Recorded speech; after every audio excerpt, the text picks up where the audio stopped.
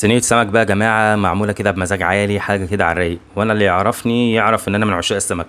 فصينية الماكريل دي المرة دي بقى السيمبل قوي، مفيش فيها اي خزعبلات كده ولا افتكاسات. وزي ما انتم شايفين كده شوية خضار بساط زي الفل.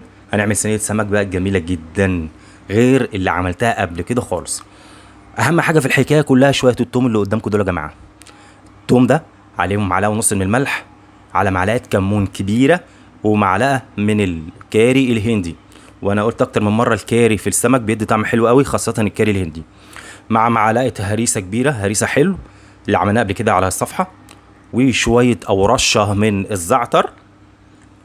واهم حاجة بقى يا جماعة في الماكريل نزود الليمون، لان من المعروف ان سمكة الماكريل شديدة الزفارة.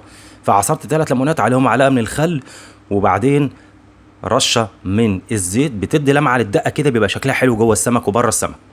بصوا بقى، اهم حاجه شويه الشبت دول.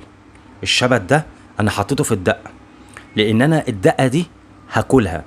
وزي ما قلت لكم انا يعني من عشاق السمك، فهعملها بطريقه مختلفه المره دي.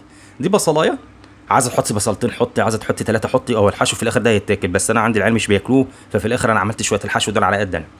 وعليهم ملح وكمون وفلفل اسود. دي توابل الحشوه او الفرشه اللي هحط عليها السمك. والفلفل الاخضر الرومي، وبشره من الجزر او جزر مبشور.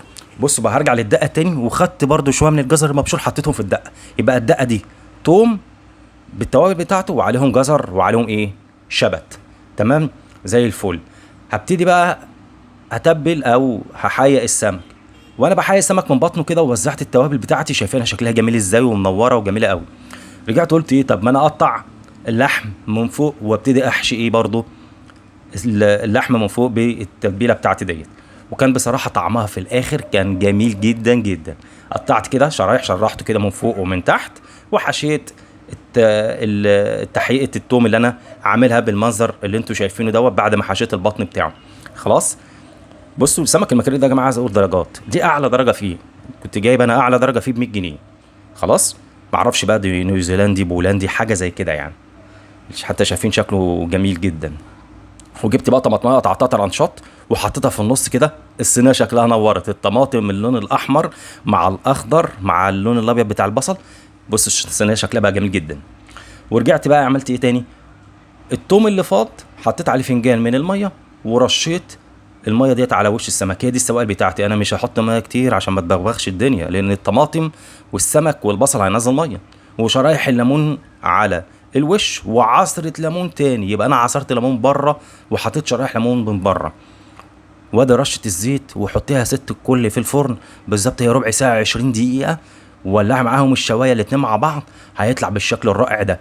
وزي ما قلت لكم انا جايب ماكريل اعلى واغلى نوع، جايبه ب 100 جنيه. بصوا فصوص طالع عامل زي الموز كده يا جماعه، مع الرز الذهبي الجميل اللي انا عامله، رز ابو بصل الجميل دوت، مع شويه الخضار. تحفه في الحر الشديد ده، عايزين اكل خفيف، اكل كده بسيط، وينفع برضو للناس اللي ماشيه على رجيم.